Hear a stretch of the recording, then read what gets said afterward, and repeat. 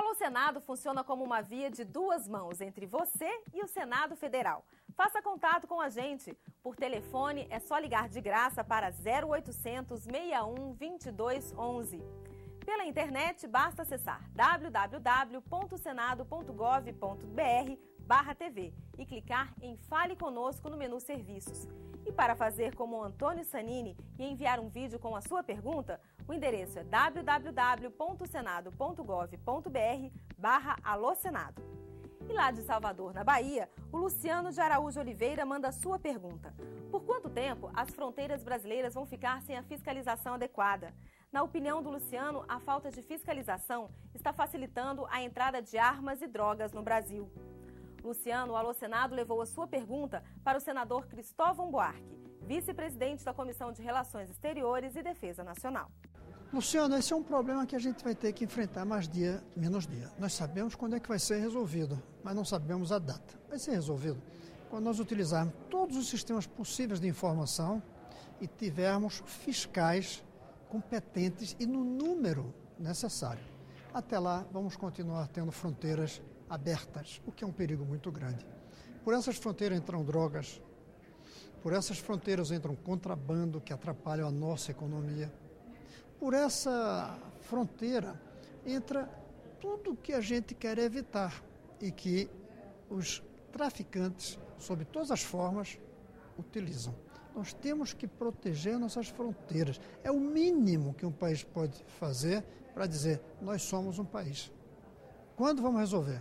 Quando tivermos os instrumentos de informação, de inteligência, de polícia, da melhor qualidade e quando tivermos pessoal, policiais ou não, preparados e em quantidade. Meu nome é Dejanir Furlan, eu moro na cidade de Vianópolis, Goiás. E antes de perguntar, eu queria elogiar o senador Demóstenes pela participação na CPI da pedofilia. É um mal que aflige o mundo hoje. Senador, eu gostaria de saber de Vossa Excelência qual o tipo de enquadramento que serão feitos às pessoas que são enquadradas nesse crime e se isso aí tem a previsão de iniciar logo e acabar com esse tipo de crime no Brasil. Dejanir, a pedofilia é espécie de crime sexual. Então não existe algo que se possa dizer especificamente que é pedofilia. Isso se manifesta em vários crimes sexuais, né?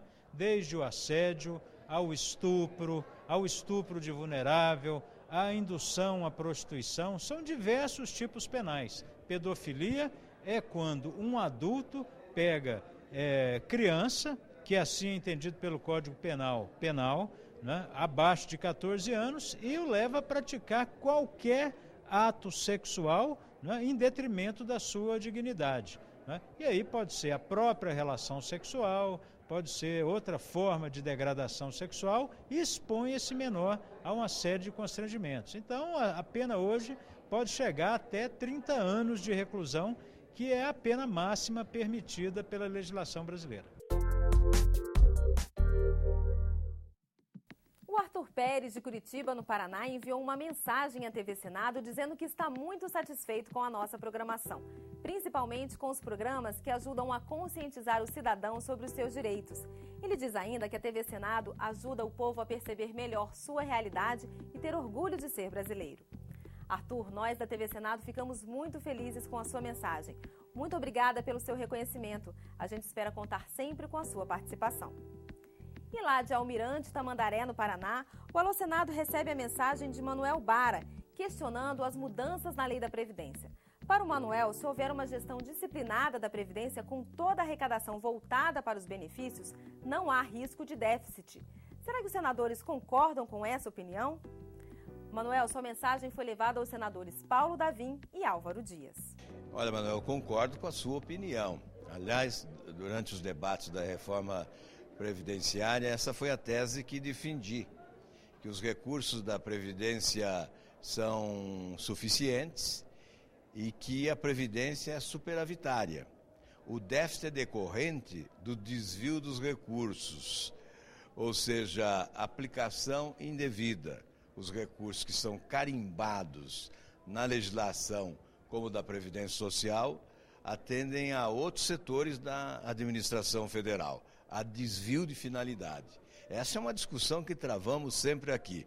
É por essa razão que nós consideramos a reforma da Previdência uma reforma às avessas, porque atendeu apenas o interesse do governo em melhorar o seu caixa e contrariou, inclusive, direitos adquiridos pelos trabalhadores brasileiros. Manuel, na verdade, a Previdência, se você for analisar só a Previdência, realmente a Previdência não é deficitária. Agora, ela precisa se adequar. Existem algumas excrescências, poderíamos assim dizer, no regime previdenciário. Algumas coisas que a gente precisa mudar, precisa melhorar, precisa aprimorar para fortalecer a Previdência. Portanto, eu acho que esse pensamento de modernização da Previdência vai ser um benefício para todos os brasileiros. A Previdência é um patrimônio nacional.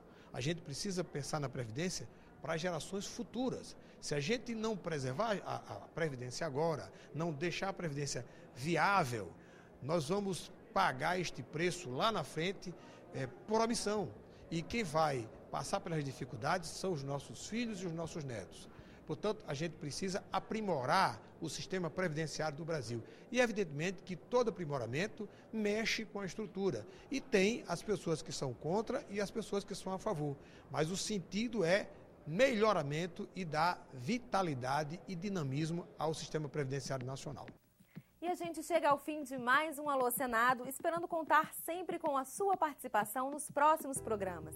Escreva, ligue ou grave a sua pergunta para a gente. Por telefone, o número é o 0800 61 2211.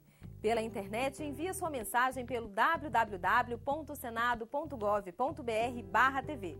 E para mandar a sua pergunta em vídeo, o endereço é www.senado.gov.br/alô Senado.